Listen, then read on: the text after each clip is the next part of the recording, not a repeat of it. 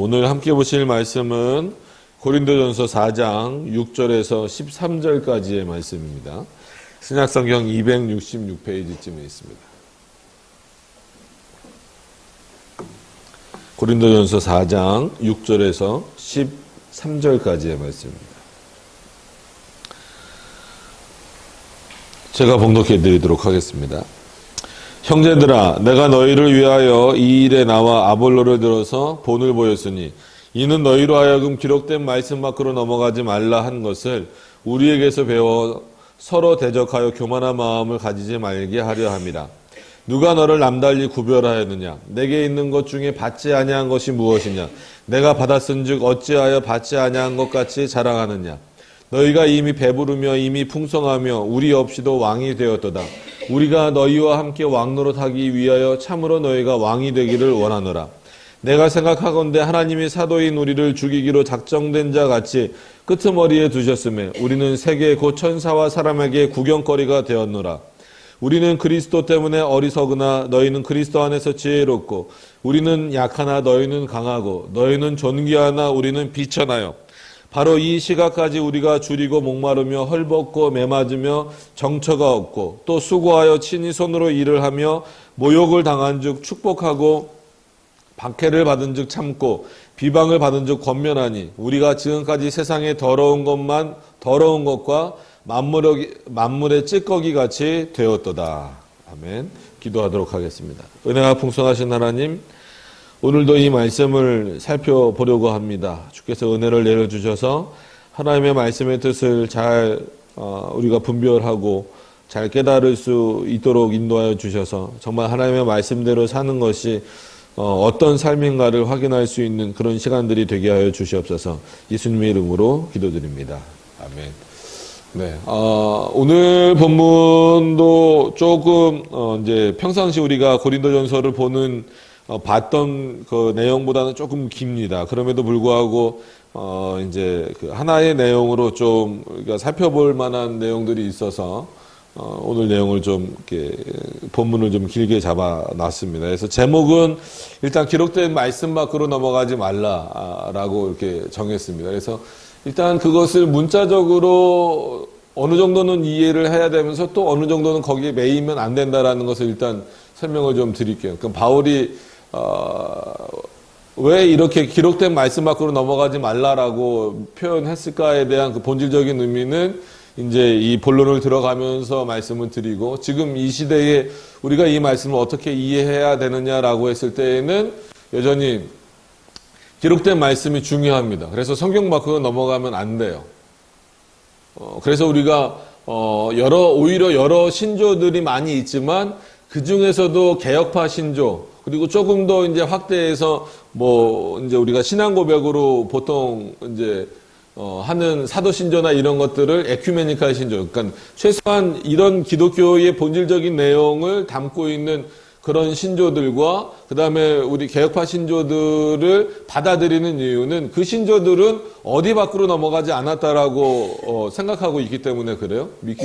말씀 밖으로, 즉 기록된 말씀 밖으로 넘어가지 않았기 때문이다라는 거예요. 그러니까 그런 차원이 우리 개혁파권의 이해고, 바로 이런 본문들을 이해하는, 이런 표현들을 이해하는. 그리고 더 나아가서 삼일체 하나님도 당연히 기록된 말씀 외에는 역사하시지 않는다라는 것, 특히나 성령께서 말씀을 통하여 말씀과 함께 역사하신다라는 그 의미를 이런 본문에서도 찾을 수가 있는 거예요. 그럼에도 불구하고 반대로 또 이거를 너무나 문자적으로만 이해를 하다 보니까 그러니까 성경 이외에는 아무것도 보지 말아야지, 이렇게 또 논리가 가버리면 결국은 그거는 한마디로 오히려 복음을 더 다양한 해석으로 만들어 버리고, 복음의 어떤 그 본질적인 요소들은 자기 마음대로 좋은 건 넣고 더 부각시키고 안 건 빼버리고 자기 마음에 안 드는 건 이렇게 제거해버리는 어떤 그런 현상들이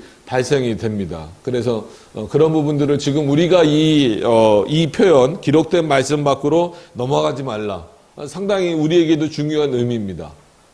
그러니까 그 말씀, 즉 이 하나님의 말씀 밖으로 넘어가지 않기 위해서 어떻게 보면 우리는 도움을 받는 거예요.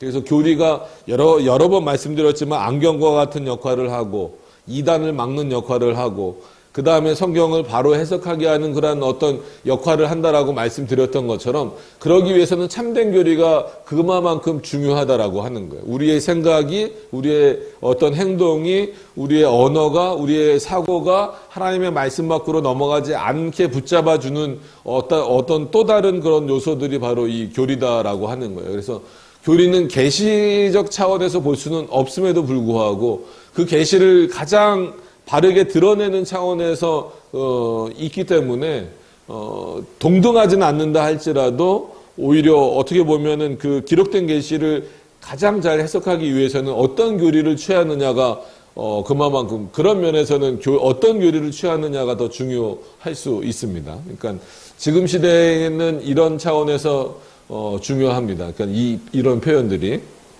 그러면 오늘 본문에서는 어떤 의미로서 바울이 이렇게 기록된 말씀 밖으로 넘어가지 말라라고 했을까라고 했을 때에는 물론 지금 말씀드린 어떤 그런 의미들이 없는 건 아니에요. 그럼에도 불구하고 그때는 이렇게 어떤 교리라든가 이런 내용들이 직접 언급되던 그런 시대는 아니었으니까 본문의 내용을 보면서 또 고린도 교회의 상황들을 이해하시면 바울이 왜 이런 표현을 썼고 그 이후에 그런 말씀 밖으로 넘어가지 않는 그런 삶이 어떤 모습이냐라고 하는 것을 바울이 지금 그 13절 그 이후로도 계속 표현을 하지만 13절까지 표현하고 있기 때문에 오늘 그 내용을 한번 보도록 하겠습니다. 일단 우리가 고린도전서를 계속 보면서 이제는 우리 성도님들이 아실 수 있는 내용이 뭐냐면 지금 고린도 교회의 상태는 어떤 상태다? 하나님을 가장 잘 섬긴다라고 스스로는 생각하고 있으면서 오히려 당파를 막 이렇게 지어놔버린 상태예요. 그러니까 바울로서는 그거를 좀 깨고 싶은 거예요. 그리고 그들이 참된 그리스도의 복음으로 돌아오기를 원하는 그런 상황에 있는 겁니다.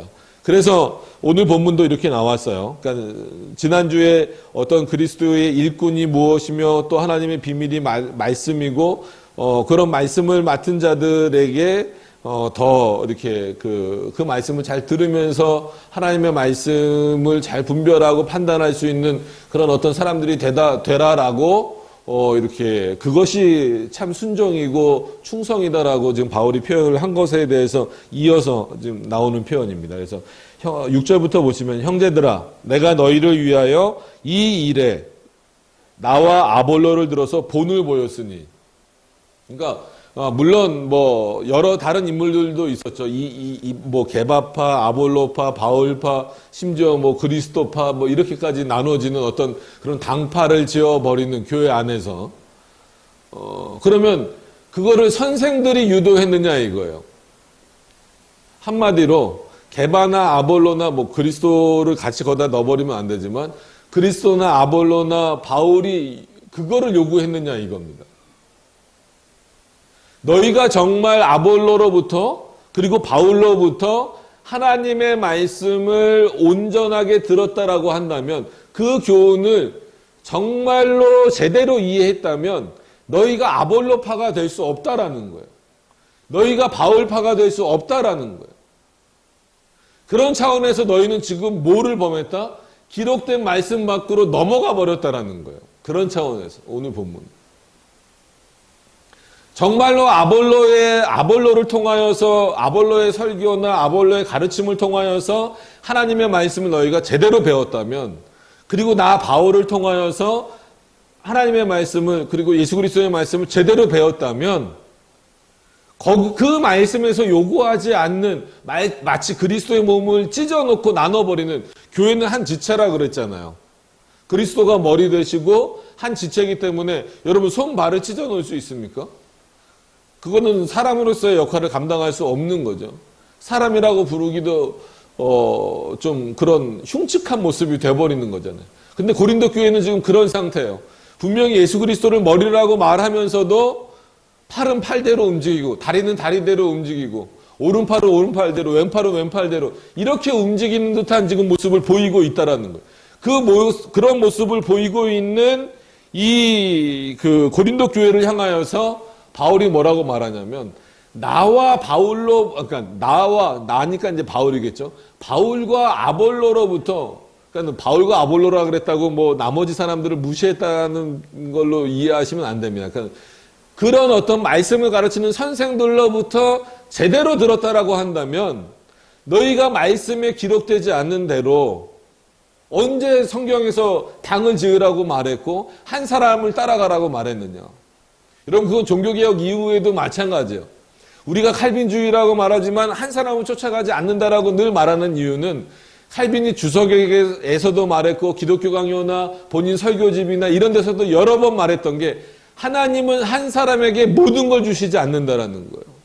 왜냐하면 인간은 연약하기 때문에도 그렇지만 인간은 때로는 교만하고 악하기 때문에 하나님이 모든 걸 다 줘버리시면 그것을 가지고 그 사람은 마치 하나님의 자리에 오른다라는 거예요.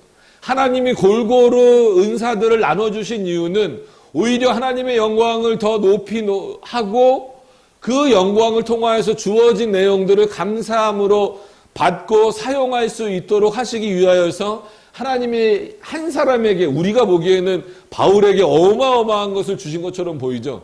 그럼에도 불구하고 바울도 때로는 뭐 이제 그 전도 여행이나 이런 데서 보면 좀 약간 성격이 조금 약간 좀 괴팍한 면도 좀 나오기도 하고 좀 급한 면이 나오기도 하고 막 그런 모습들이 나오잖아요. 그건 뭐 칼빈도 마찬가지고. 그래서 우리가 아무리 칼빈주의라 할지라도 칼빈파라는 표현을 쓴다 할지라도 칼빈이라는 한 사람을 따라가는 게 아니다라고 여러 번 말씀드리는 이유가 바로 이런 내용들 때문에 그렇다라는 거예요. 교회를 나누는 게 아닙니다. 그리스도의 몸을 갈기갈기 찢어놓는 게 아니에요. 지금 근데 고린도 교회 상태는 어떤 상태냐면 아볼로와 바울과 아무리 훌륭한 선생들로부터 들으면 뭐하냐 이거예요. 너희가 나눠버렸는데 그 의미에서 기록된 말씀 밖으로 넘어가 버렸다 이거예요. 기록된 말씀 안에 너희가 있었다면 그런 당파가 고린도 교회 안에 지어졌을까요? 지어질 수 없다라는 거죠. 그래서 이 일에 나와 아볼로를 들어서 본을 보였으니 이는 너로 하여금 오히려 그러니까 참 웃긴 현상이에요. 그죠? 누구는 아볼로파라 그러고 누구는 바울파라 그래서 서로 쳐다도 안 보고 같은 우리가 생각하듯이 한 교회는 아니지만 그래도 한 지역에서 그리스도를 믿는다라고 하는 사람들이 고린도 지역에서 근데 나는 아볼로파라 그러고 나는 바울파라 그래서 서로 안 쳐다보고 서로 교류도 없고 서로 싸우고 근데 오히려 아볼로와 바울은 친하게 지내는 거예요. 같은 동료로 지내는 거예요. 이게 얼마나 우스꽝스러운 거예요. 선생들 한마디로 앞에 서서 가르치는 선생들은 서로가 서로를 협력하는 자로 표현하고 동역자로 표현하는데 그 밑에서 배운 자들은 내 선생이 더 훌륭하다라고 찢어져 버리니까 우리가 본을 보여주지 않았느냐. 내가 아볼로를 얼마나 그가 성령론에 약간 문제가 있어도 그럼에도 불구하고 아볼로를 동료로 동역자로 생각하는 거를 너희들에게 본을 보이지 않았느냐. 아볼로도 나를 존경하는 거를 본을 보여주지 않았느냐. 근데 왜 너희는 스스로 나눠지느냐 이거예요. 그런 차원에서 기록된 말씀 밖으로 넘어가 버렸다는 거예요. 그래서 결과가 뭐예요? 결국은 우리에게서 배워서 서로 대적하고 교만한 마음을 가졌느냐? 우리가 그렇게 가르쳤느냐 이거예요. 여러분 바울이 가르치는 복음이 서로 대적하라는 복음입니까? 서로 교만해지라는 겁니까? 각자가 교만해지라는 겁니까? 아니잖아요. 그런 차원에서 하나님의 말씀 밖으로 기록된 말씀 밖으로 넘어가지 말라는 의미가 이 당시에는 담겨져 있는 거예요. 그게 어떻게 보면 연장선으로 쭉 왔을 때 그렇기 때문에 성경을 그런 가장 바르고 올바르게 해석하기 위해서는 결국은 우리의 연약함에 따라서 맡겨놔 버리면 안 되고 뭔가를 선생님과 같은 역할이 필요한데 지금은 그 역할을 하나님이 뭘 통해서 하시는 거예요? 올바른 교리를 통해서 하시는 거예요. 그래서 교리하는 겁니다. 교리가 없으면 정말 마치 좋은 것처럼 보이고 오직 성경만 그러면 훌륭한 것처럼 보이지만 오히려 더 이상한 쪽으로 가게 되어버리는 거예요. 딱 그 교리적 틀이 올바로 잡혀져 있어야 기록된 하나님의 말씀 밖으로 넘어가지 않을 수 있다라는 겁니다. 그래서 분명히 여러분들이 기억하시면서 또한 오늘 본문에서 왜 바울이 이렇게 표현하고 있는가. 오히려 선생들은 나뉘지 않는데 그 밑에 사람들이 서로 나뉘고 교만해지고 서로를 대적하는 모습을 보인다면 그거는 누구를 무시하는 것과 똑같은 거예요? 자기를 가르쳐준 선생을 무시하는 것과 똑같다라는 그런 의미입니다. 그런 차원에서 7절은 정말 바울이 멋진 표현보다도요, 어떻게 보면 그 고린도 교회의 교린도 교회 사람들이 가지고 있는 그 핵심적인 잘못된 사고를 아주 전곡을 찌른다라는 표현을 쓸 수 있겠죠. 그렇게 표현하는 거예요. 그런 차원에서 우리 다 같이 한번 7절을 한번 읽어보도록 하겠습니다. 7절입니다. 시작. 누가 너를 남달리 구별하였느냐? 내게 있는 것 중에 받지 아니한 것이 무엇이냐? 내가 받았은즉 어찌하여 받지 아니한 것 같이 자랑하느냐? 아멘. 이거는 바울이 정말, 물론 바울이라 이렇게 훌륭한 문장을 썼을 수 있을지 몰라도 물론 성령의 조명하심이죠. 계시하심이고. 근데 우리에게 참 많은 내용들을 시사해 주고 있습니다. 누가 너를 남달리 구별하였느냐? 그러니까 이거를 하나님의 은혜로 생각하지 않는 거예요. 그러니까 이때도 당연히 늘 말씀드리지만 그 교역하고 뭐 이러다 보면 스스로 많은 지식들을 얻을 수 있고 또 아볼로나 바울에게 듣다 보니까 많은 뭐 성경적인 지식도 얻을 수 있어요. 마치 그것이 유전인 것처럼 자기의 노력으로 얻은 것처럼 표현하고 있는 거예요. 그것이 누구로부터 왔다라고 하는 것을 인식하지 못하는 거예요. 하나님으로부터 왔다라고 하는 것을 인식하지 못하는 거예요. 그래서 누가 너를 남달리 구별하였느냐 했을 때 이 구별은 누구의 구별이에요? 하나님의 자비로우심이에요.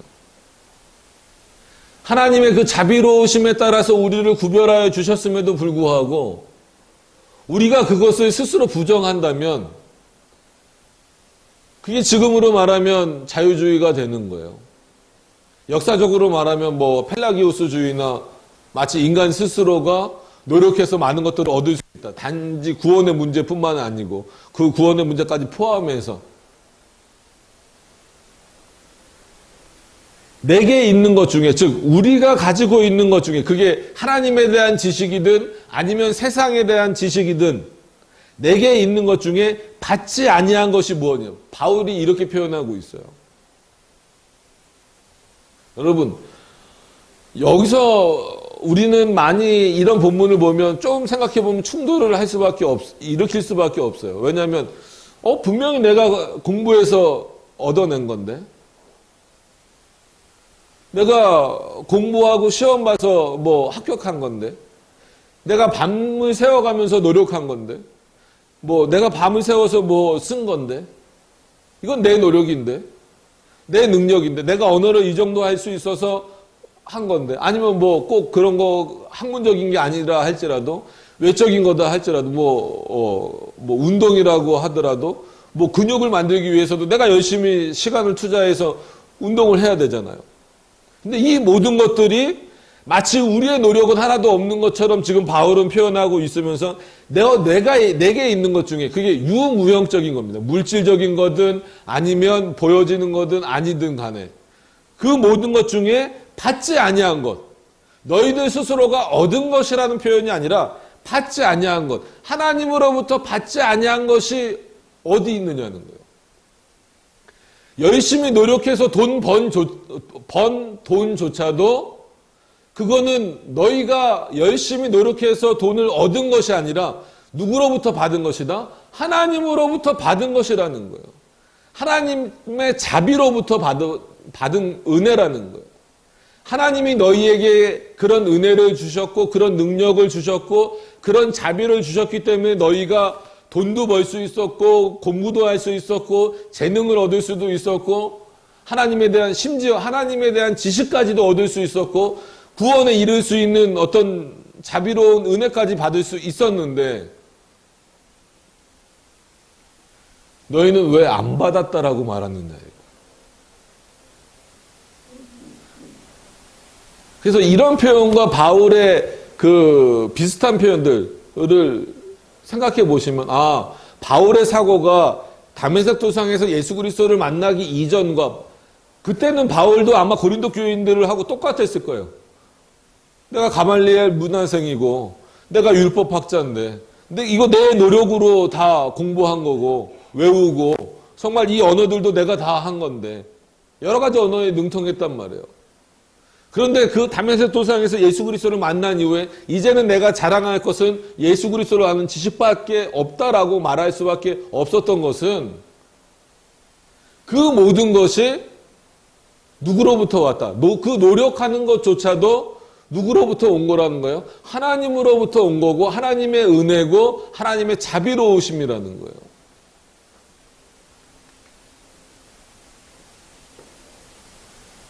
그래서 어거스틴이 이 본문을 가지고 펠라기오스랑 논쟁을 할 때 상당히 펠라기오스를 비판하는 내용으로 이 본문을 사용을 했다고 그래요. 그래서 내게 있는 것 중에 받지 아니한 것이 무엇이냐? 내가 받았은즉, 그 다음에 그래, 너가 받았음에도 불구하고 분명히 모든 것을 다 하나님으로부터 받았음에도 불구하고 어찌하여 받지 아니한 것 같이 자랑하느냐? 이 얘기는 뭐예요? 네가 스스로 얻은 것처럼 자랑하느냐 이거예요. 아볼로가 그랬느냐? 내가 그랬느냐 이거예요. 아니면 우리가 너희에게 그렇게 하라고 가르쳤느냐는, 우리는 그렇게 가르치지 않았다라는 거예요. 아볼로도 하나님 앞에 겸손했고 바울도 하나님 앞에 겸손했어요. 근데 왜 그들로부터 가르침받은 너희들은 그 모든 것들이 마치 하나님의 은혜의 자비의 은혜로 주어진 것이라고 생각하지 않고 너희 스스로의 노력으로 마치 얻어낸 것처럼 너희의 자랑거리로 삼냐는 거예요. 돈을 많이 번 사람은 마치 내가 열심히 노력해서 돈을 번 것처럼, 내 것인 것처럼, 지식을 많이 쌓은 사람처럼, 많이 쌓은 사람은 내 스스로가 노력을 많이 해서 공부를 많이 한 것처럼, 그래서 이런 지식이 쌓여진 것처럼 그 모든 것이 다 하나님으로부터 온 것이다라고 하는 것을 왜 인정하지 않느냐는 거예요. 물론 과학적으로 보면 뭐 유전적인 측면도 있고 뭐 그러겠죠. 그러나 하나님의 말씀의 차원에서 보면 이 모든 것은 하나님으로부터 받은 거라는 거예요. 그게 바울의 지금 표현이에요. 고린도 교회가 이런 어떤 하나님의 자비로우심을 잃어버렸기 때문에 너희 스스로가 지금 교만해져서 너희 선생들로부터 들었던 그 하나님의 말씀이 오히려 너희들 귀에 올바로 새겨지기보다는, 마음속에 올바로 새겨지기보다는 그 말씀이 오히려 너희를 교만케 했다라는 거예요.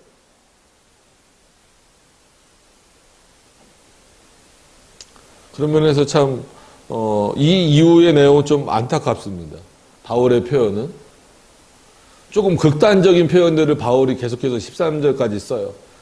그러면서 계속 어디로 돌리려고 하냐면 말씀 밖으로 넘어가지 말아야 되는 그 의미가 뭔가를 깨닫게 하기 위해서 점점 더 극단적인 표현들을 씁니다.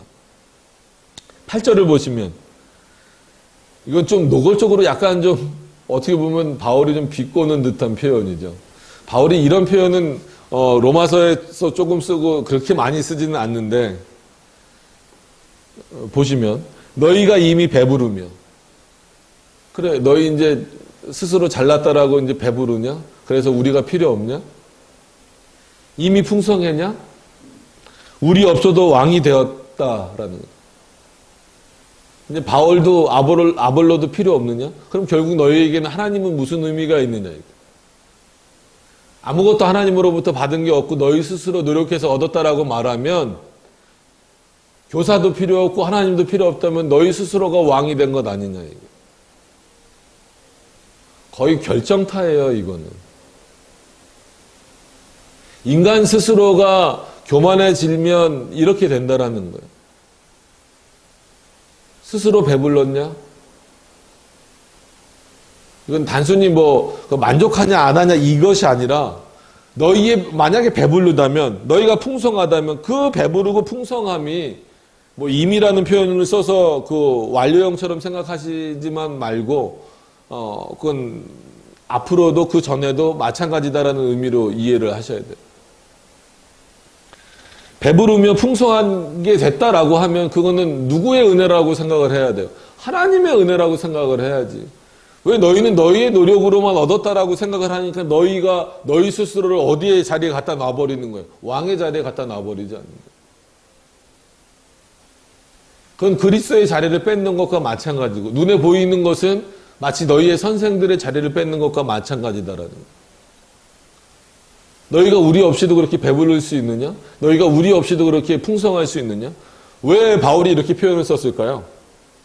좀 한마디로 대우를 못 받아서 상처받아서 질투가 나서 그럴까요? 아니에요. 바른 복음을 듣지 못하는 것에 대하여서 지금 바울이 지적하고 그 안타까움을 말하는 거예요. 바른 복음을 제대로 이해하지 못했을 때의 결과가 이렇게 나타나기 때문에 그래요. 다음에 보시면 8절 그 중반절 이후에 보시면 그렇게 나옵니다. 우리가 너희와 함께 왕노릇하기 위하여 참으로 너희가 왕이 되기를 원하노라. 이건 어떻게 이해를 해야 될까요? 왜냐하면 8절에 너희가 이미 배부르며 이미 풍성하여 우리 없이도, 즉 아볼로와 바울과 같은 그런 선생들이 없이도 왕이 되었다. 조금 더 나가서 좀 극단적으로 표현하면 하나님 없이도 너희 스스로가 왕이 된 것처럼 지금 살고 있지 않느냐. 그런데 우리는 그런 모습으로 너희가 왕 되길 원하지 않는다라는 거예요. 우리가 너희들에게 복음을 전한 이유는 나도 그렇고 너희도 그렇고 함께 이 복음 안에서, 즉 기록된 말씀 안에서, 그러니까 누구 안에서겠어요? 그리스도 안에서 왕노릇하기 원하는데 너희는 이미 마치 세상의 왕이 되듯이 너희 스스로가 그렇게 교만해지지 않았느냐라는 거예요. 우리가 너희와 함께 왕노릇하기 위하여 참으로 너희가 왕이 되기를 원하노라. 누구 안에서? 그리스도 안에서. 여러분, 그래서 성경에도 그렇게 표현되잖아요. 성도들을 어떻게 표현합니까? 참된 하나님의 백성들, 택함받은 자들은 너희는 왕같은 제사장이라. 그러면 예수 그리스도와 동격이 되는 거예요? 아니에요. 그리스도가 왕이시고 우리가 그의 자녀고 그의 택함받은 자이기 때문에 왕 같은 위치로 우리를 올려주시는 거죠. 그래서 양자됨의 은혜가 뭐예요? 진짜 예수 그리스도랑 동일하게 되는 거예요? 아니잖아요. 그가 하나님의 아들이 되신 것처럼 아들이 되셨다는 걸 오해하시면 안 됩니다. 아들이신 것처럼 우리를 그의 아들로 삼아 주시는 거예요. 그런 차원에서 양자 삼음이라는 의미가 있는 거예요. 이런 차원에서도 우리가 왕이 되긴 돼야 됩니다. 저도 그렇고 여러분도 그렇고 왕 같은 제사장의 역할을 온전히 감당해야 돼요. 그러기 위해서는 누구 안에서만 그것이 가능할 수 있느냐? 그리스도 안에서만 가능하다라는 거예요. 근데 너희가 그리스도 밖에서, 즉 말씀 밖에서 너희가 왕이 되려고 한다면 그것이 그리스도와 무슨 상관이 있으며 그리스도를 전하는 우리와 무슨 상관이 있냐는 거예요. 여러분, 지금도 많은 그리스도인들이 있습니다.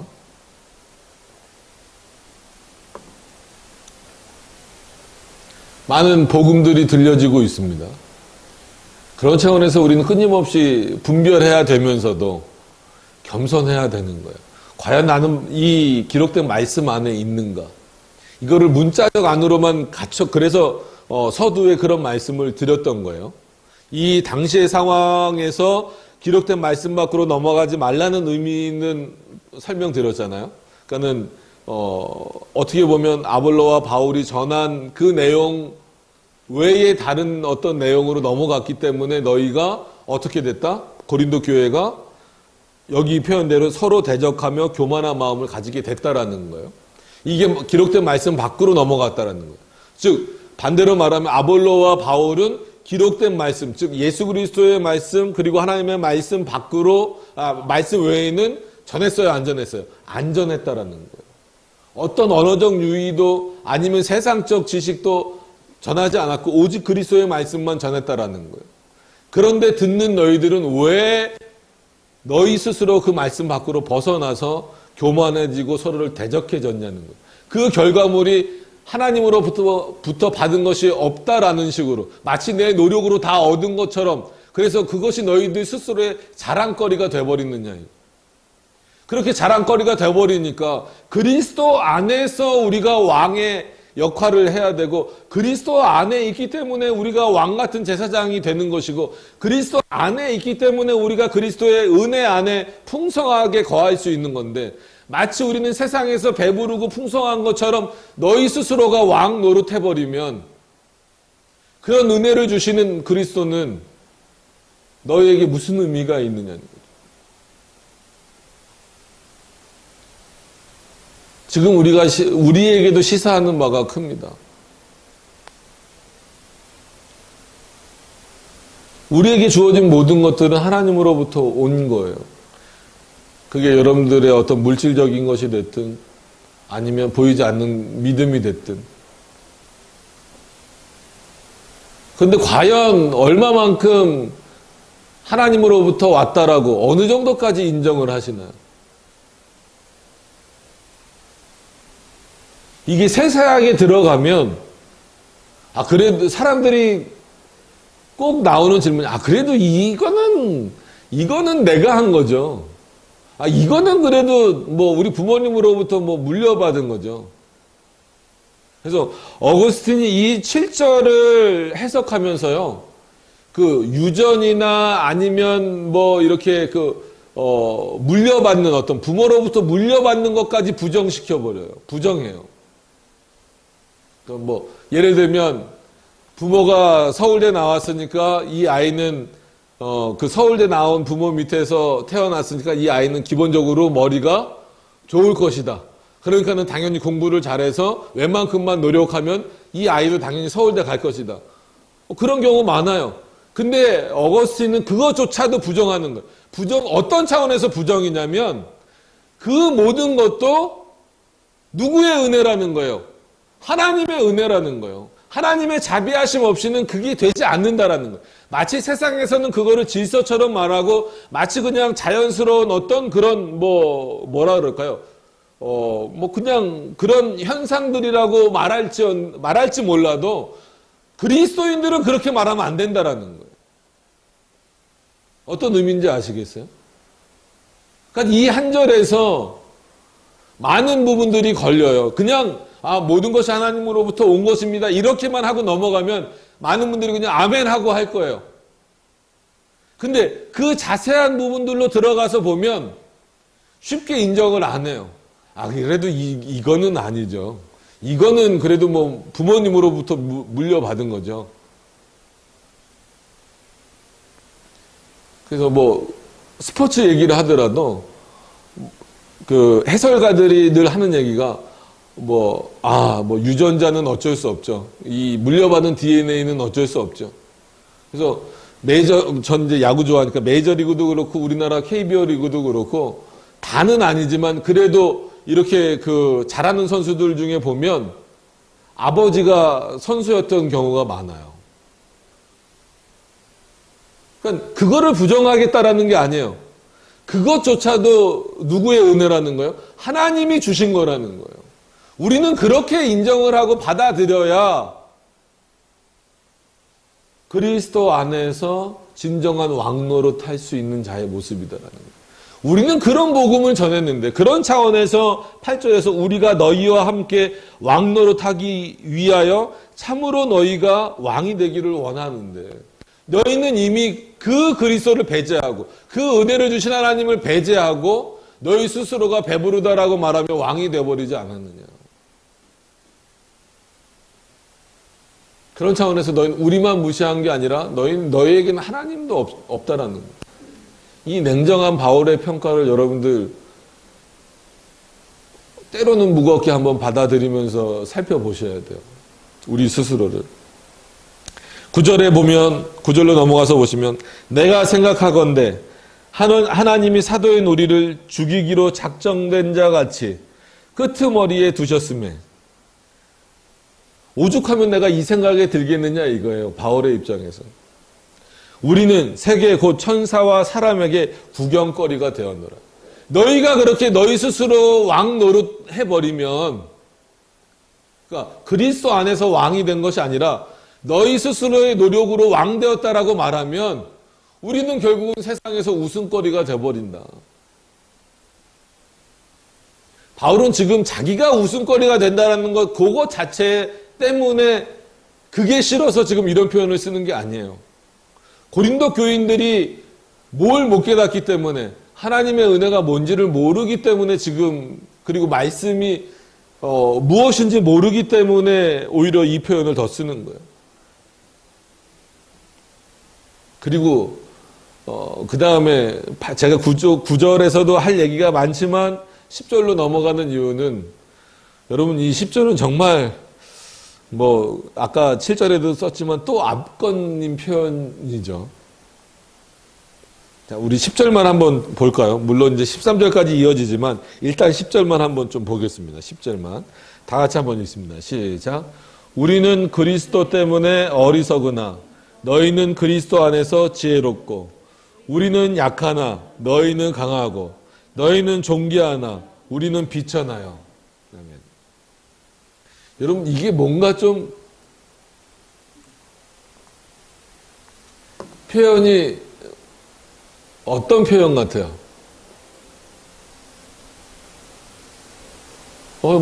당연한 거 아닙니까? 라고 생각이 드십니까?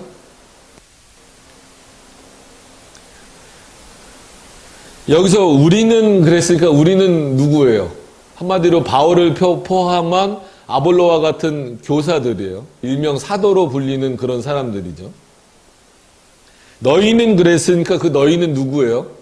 고린도 교회 교인들이죠. 원래는 이게 바뀌어야 정상이죠. 그죠? 우리는 그리스도 때문에 어리석으나.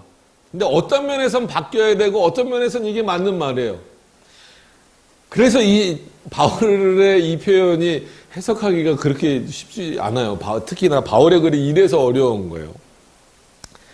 바울의 글이라고 또 해서 오해하시면 안 됩니다. 계시죠. 하나님의 말씀이죠. 그럼에도 불구하고 바울을 통해서 쓰신 글은 참 어렵습니다.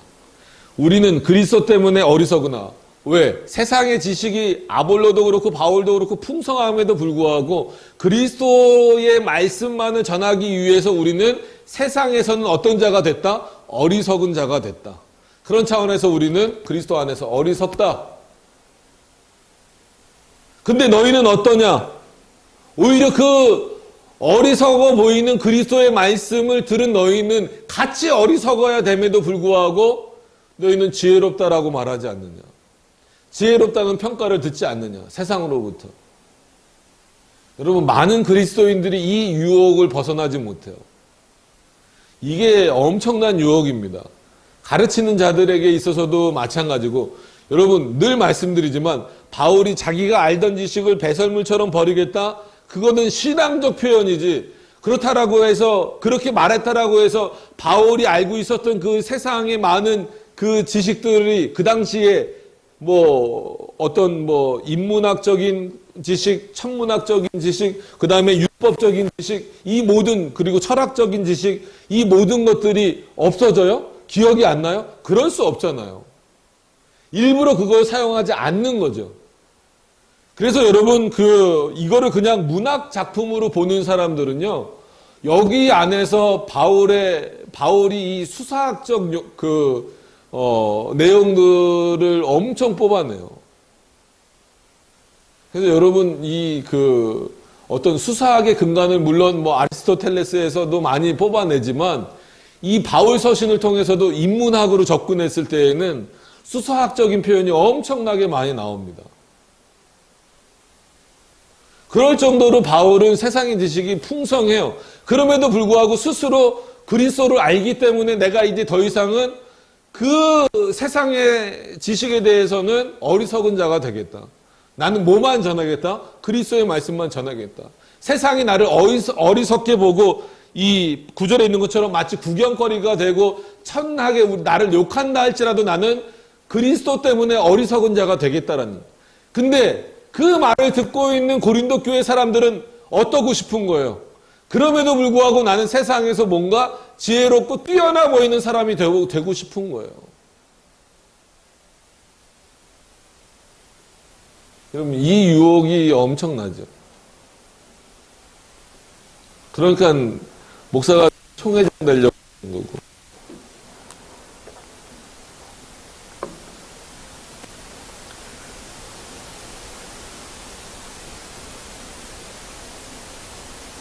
일반 성도들도 교회 안에서 어떻게 하든지 다른 사람보다 내가 더 나아 보이려고 그러고. 물론 세상은 무한 경쟁의 시대고 사회고 거기서 살아남으려면 열심히 노력해야 되지만 우리가 십계명 배우는 것처럼 나름 남을 짓밟고 올라가면 안 됩니다. 자기 실력으로 올라가야 돼요. 그리고 그 실력 자체가 물론 내 노력이지만 하나님의 은혜와 자비로 주어졌다는 것을 믿으면서 그리스도 안에서 그 높은 자리로 올라가는 것이 하나님이 기뻐하는 모습이지. 그리스도인이라고 하면서 남을 짓밟고 올라가는 것은 옳지 않은 모습이에요. 근데 여기서 이 표현이 그런 차원에서 우리에게 시사하는 바가 크잖아요. 우리는 그리스도 때문에 어리석으나 너희는 그리스도 안에서 지혜롭고. 이건 비꼬다 못해 아주 그냥 뭐라고 표현할까요? 정반대로 표현하는 거죠. 우리는 약하나, 그죠? 여러분, 우리의 약함을 인정해야 돼요. 인간은 다 그 두려움이 있습니다. 물론, 그 두려워하고 걱정하는 게 너희들의 염려가 뭐, 키를 한 자나 더 할 수 있느냐 이런 표현도 있지만, 그거는, 그리스도인으로서 가져야 될 어떤 그 믿음의 그 본질적인 내용이 뭔가, 그것을 잃어버리고, 이렇게 막 불안해하는 그것에 대해서 지적하는 거지. 믿음을 아무리 가지고 있어도 인간적인 연약함과 두려움 이런 것들은 없어질 수가 없어요. 그런 차원에서 우리는 약합니다. 그 약함을 인정하기 때문에 우리에게 누가 필요한 거예요? 그리스도가 필요한 거예요. 하나님의 은혜가 필요한 거예요. 저도 그렇고 여러분도 그렇고 그리스도의 은혜가 필요한 이유는 우리가 약하기 때문에 그래요. 실제로 약합니다. 얼마나 강해요? 얼마나 강할 것 같아요, 사람이?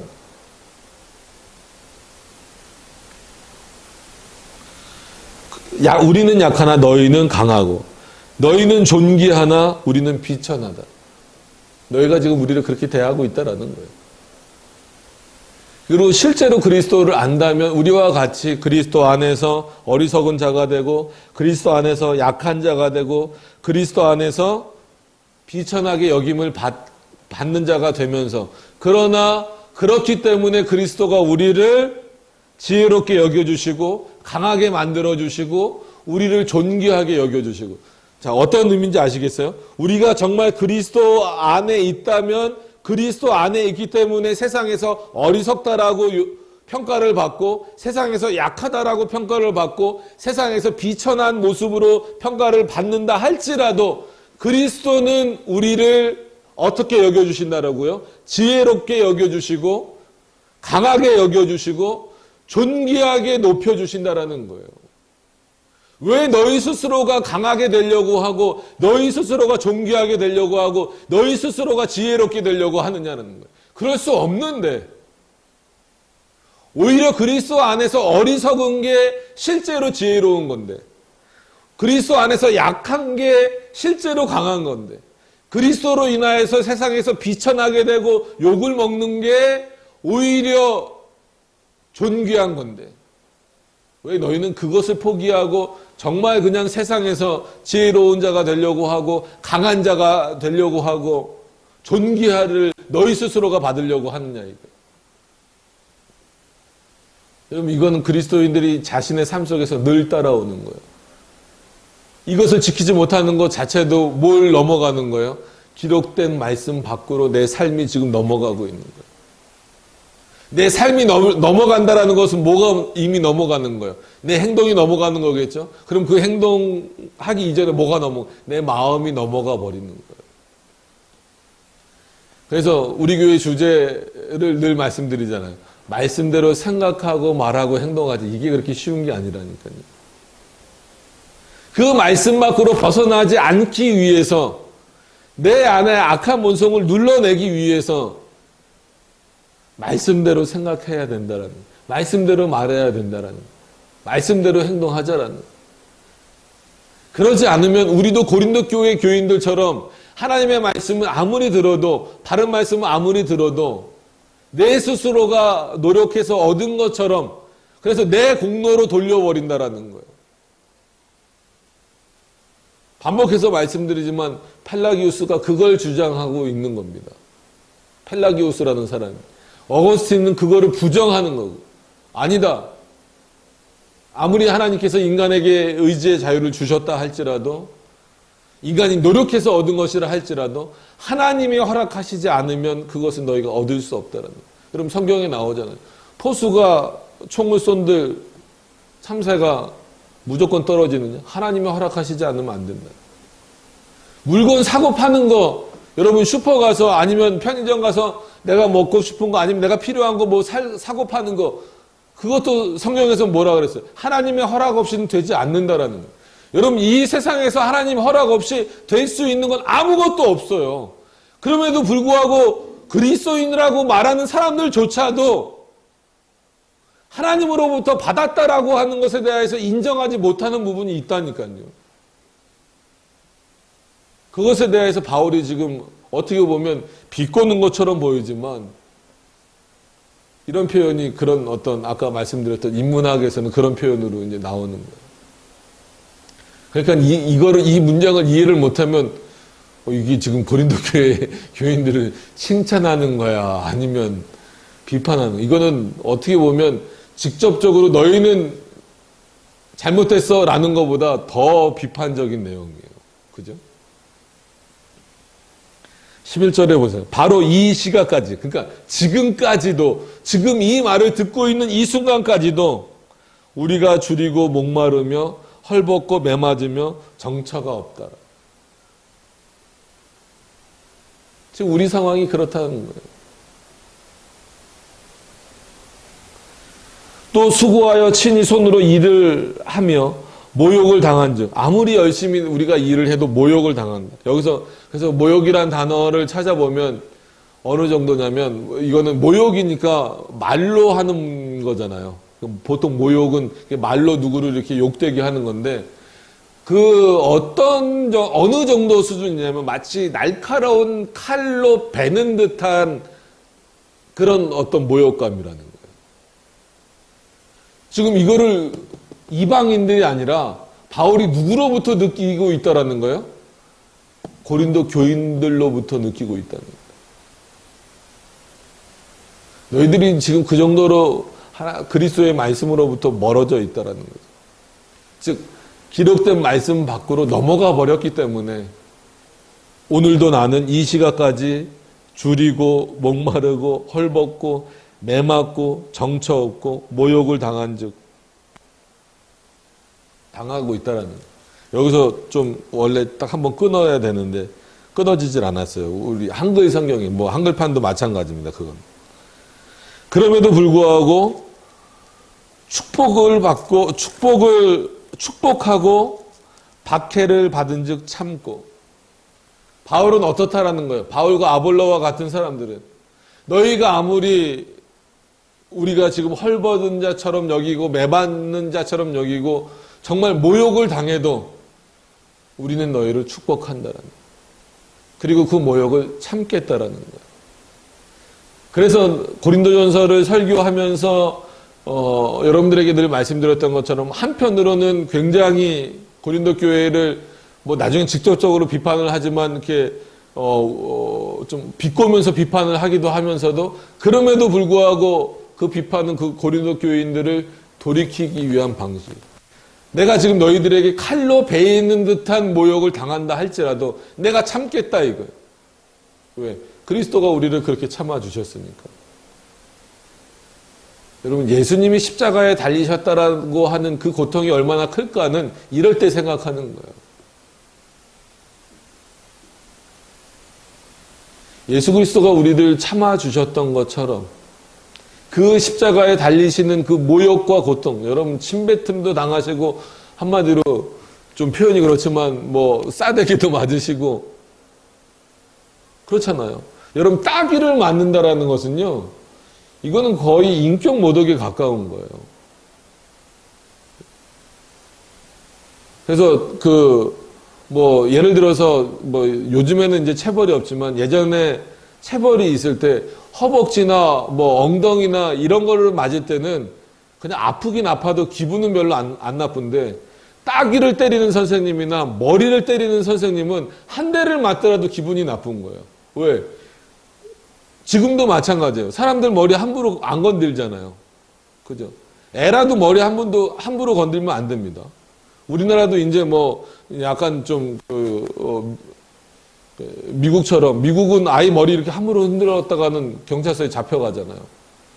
우리나라도 아이 귀엽다고 뭐 아니면 애라고 막 머리 함부로 만지고 그러면 안 됩니다.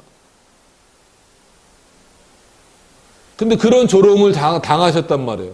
그리스도가 십자가에서. 누구 때문에? 우리 때문에.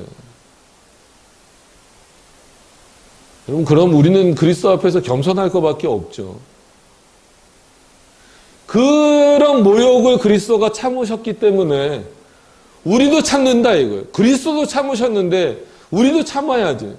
너희가 아무리 우리를 칼로 베는 듯한 모욕을 할지라도, 우리를 헐벗게 할지라도, 이게 비유적인 표현입니다. 바울이 실제로 뭐 헐벗고 뭐 그렇게 하진 않았어요. 그러나 그의 말씀은 한마디로 말씀을 전하는 자에게 있어서 그 말씀을 전했을 때에 그 말씀을 올바로 받아들이지 않고 오히려 왜곡되게 그 말씀을 받아들여서 전혀 기대하지 않는 모습으로 나오면, 그것은 말씀을 전하는 자 입장에서는 어떤 모습이냐면 마치 헐벗은 모습처럼 돼버리는 거예요.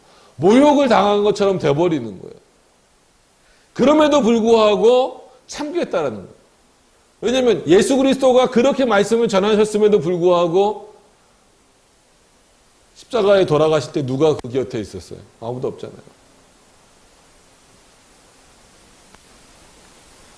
13절로 넘어가서 보시면 비방을 받은 즉 권면하니, 그럼에도 불구하고 나는 권면하겠다. 여전히 권면한다라는 건 뭐예요?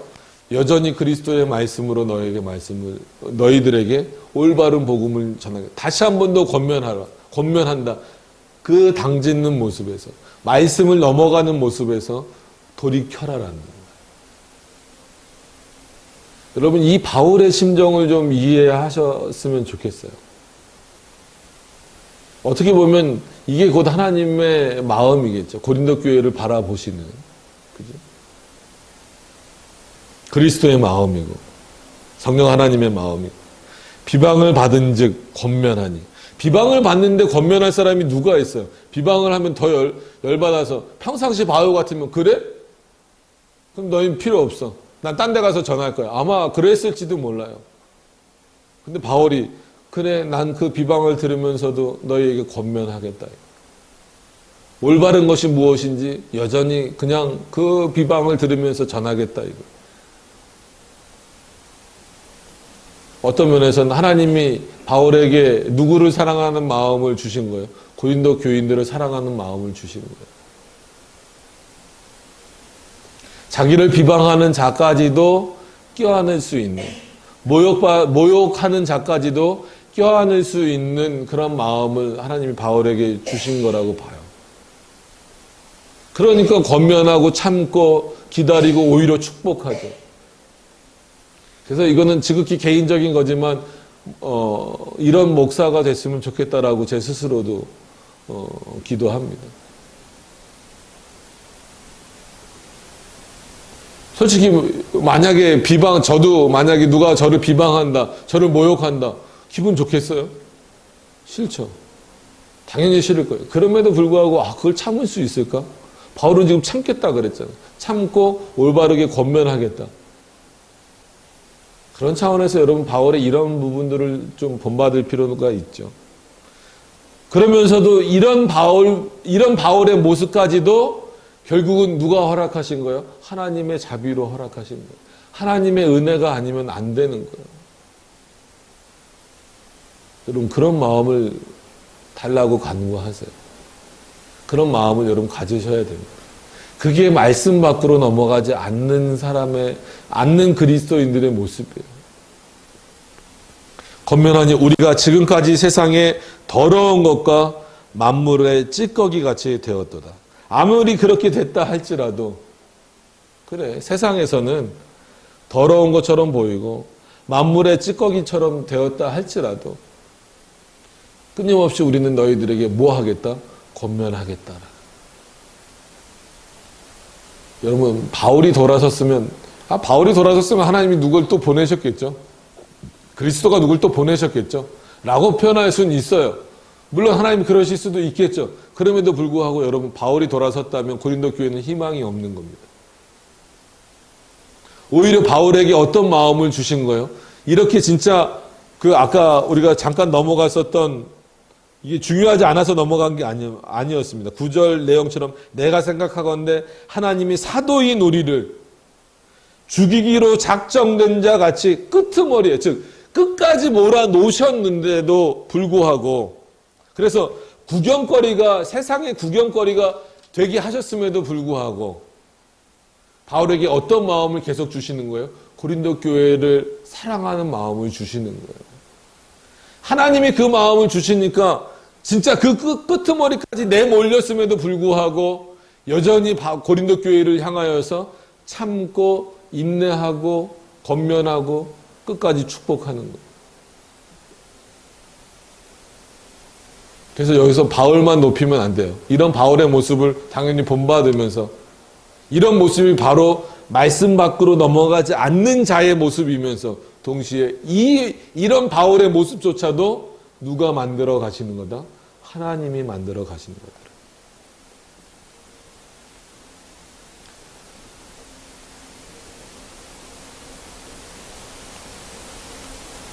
여러분들 오늘 이 본문을 보시면서 어떤 생각을 하십니까? 그러니까 고린도전서는 워낙 많이 보셨을 테니까, 그리고 설교도 많이 들으셨을 테니까 어떤 생각을 여태까지 가지고 계셨는지 모르겠어요. 근데 어떤 생각을 가지셨던지 간에 오늘 이 말씀을 우리가 다시 한번 나누는 것을 통하여서 말씀 밖으로 넘어가지 않는다라는 그 의미가 뭘까? 그것이 그냥 문자적이고 신학적인 의미로만 남아 있어서는 되는 게 아니라 바울과 같이 이런 어떤 그리스도가 주시는 그런 사랑의 마음이 없이는 실천적으로 나타날 수 없다라는 것을 여러분들이 다시 한 번 더 기억하셔서 정말 성도가 성도를 서로 교만하여서 대적하는 모습이 아니라 때로는 비방을 당하는 대상이 될 수도 있고 모욕의 대상이 될 수 있다 할지라도 참아낼 수 있는, 오히려 더 올바른 말씀으로 권면할 수 있는 그런 저와 여러분들의 모습이, 그런 은혜가 그리스도 안에서 저와 여러분들에게 풍성하게 더해지기를 원합니다. 그래서 그런 차원에서 하나님의 말씀으로 배부른 우리의 모습, 그리고 하나님의 말씀으로 풍성해져서 정말 그리스도 안에서 왕노릇하는 그런 어떤 삶의 모습들이 우리 안에 많이 나타나기를 기대하고 소망합니다. 기도하도록 하겠습니다.